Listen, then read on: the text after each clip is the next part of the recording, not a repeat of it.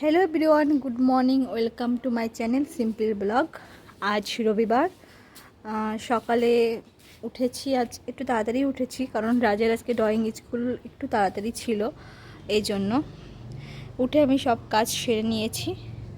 এই দেখো, জামা কাপড়ও ধোয়া হয়ে গিয়েছে আমার। চলো তোমাদের আজকে ভালো একটা জিনিস দেখায়। রাজ ড্রয়িং থেকে চলেও এসেছে। চলো তোমাদের দেখায় রাজ আজ কী সুন্দর একটা ড্রয়িং করেছে।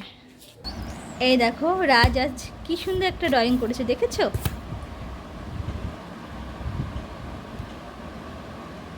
রাজ একটু দুষ্টুমি করছে। এটা কি এঁকেছো রাজ তুমি?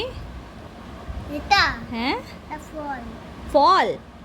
ফল কি ইসে আছে, মানে কি বলে, পাত্রে ফল রাখা আছে, এটা কি? এটা হ্যাঁ, বাটি। এটা এটা এটা এটা এটা হ্যাঁ, আপেল। এটা আপেল, সবুজ আপেল। এইটা কি তাহলে? এটা কমলা লেবু। আর এটা তার এই যে জেলি জেলি চেরি।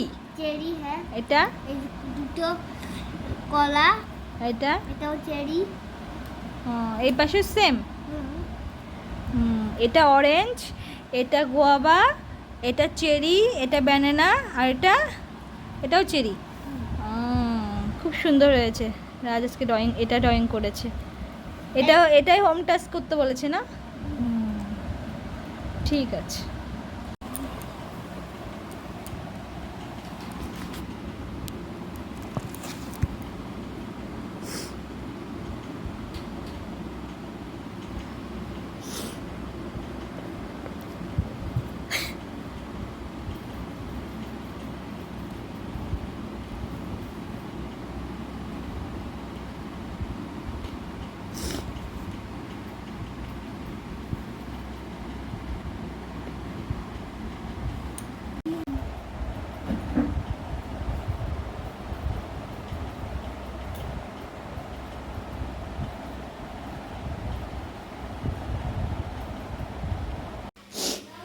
এই যে রাতের জন্য ম্যাগি বানাচ্ছি। আজ রবিবার তো এই জন্য আজকে রাজ ভাত খাবে না, ওদের জন্য ম্যাগি বানাচ্ছি।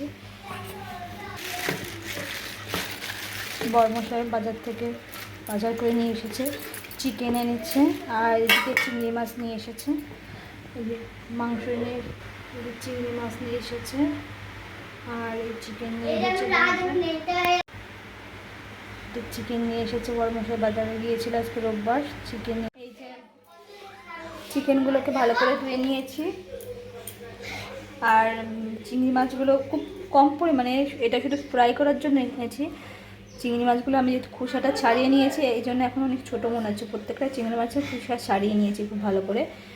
আজকে একটু চিকেনটা একটু অন্যরকমভাবে রান্না করব। দেখো তোমরা, এই চিকেনটা একটু ম্যারিনেট করে রাখছি, একটু লবণ হলুদ তেল দিয়ে আপাতত ম্যারিনেট করবো। পরে মশলা দিয়ে বাটা হয়ে গেলে পরে মশলা দেবো। লবণ হলুদ দিয়ে ম্যারিনেট করে রাখছি। আর চিংড়িটাও আমি লবণ হলুদ তেল দিয়ে ম্যারিনেট করে রাখবো। এই চিংড়ি ফ্রাই হবে, কোনো রকম ঝোল হবে না, ফ্রাই হবে, মানে একটু কষা কষা, একটু গা মাখা যে হালকা একটু থাকে না, ওরকম হবে। একদম যে শুধু ফ্রাই সেটা না, মানে হালকা একটু গায়ে একটু গেবি গেবি থাকবে, ওরকমভাবে ফ্রাই হবে, মানে মশলা সব মাখিয়ে। চিংড়ি মাছও আমি হলুদ দিয়ে নিচ্ছি। পরে যখন মশলা পেঁয়াজ রসুন বাটা টাটাতে মাখাবো তখন আর একটু বেশি করে হলুদ দেবো। এখন খুব কম পরিমাণে হলুদ দিয়ে রাখছি, করছি না, ভয় লাগছে। অল্প যেহেতু চিংড়ি মাছটা, বেশি পড়ে গেলে আবার হলুদে গন্ধ হয়ে যাবে। দিয়ে দিচ্ছি একটু সরিষার তেল।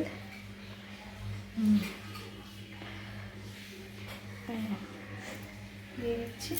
এখন এটাকে খুব ভালো করে ম্যারিনেট করে ঢেকে রাখবো।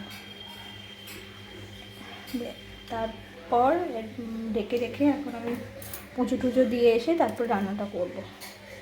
চলো, এটা সুন্দরভাবে মাখিয়ে নিই। সুন্দর মেখে নিচ্ছি হাত দিয়ে। কী বলতো, হাত দিয়ে মাখালে জিনিসটা বেশি ভালো করে মুছে। যদিও আমরা এখন অনেক সময় হাত দিই না, মশলা থাকে, হাত জ্বালা করবে এই ভয়ে, কিন্তু হাত দিয়ে মাখালেই মাখানোটা খুব ভালো হয়। দিচ্ছি, দাঁড়াও।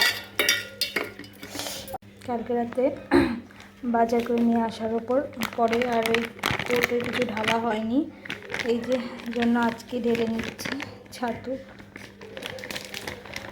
কালকে রাত্রে যেহেতু রাত হয়ে গিয়েছিল এই জন্য রাতে ভালো লাগেনি, ওই জন্য ভেবেছি আজ করে নেব।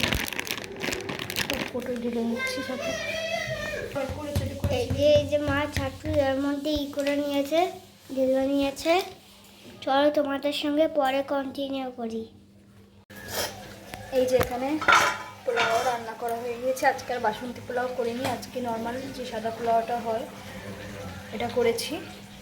দেখতে পাচ্ছ তোমরা, পোলাও হয়ে গিয়েছে, পোলাও করে নিয়েছি।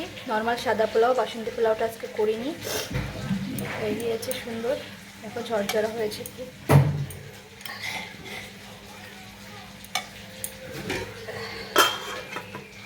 আর এখানে চিংড়ি মাছ ফ্রাই হচ্ছে, সব মশলা আদা রসুন পেঁয়াজ সব কিছু দিয়ে ভালো করে ম্যারিনেট করে রেখেছি। এটা হয়ে গিয়েছে, এটা নামিয়ে নেবো এরকমভাবে।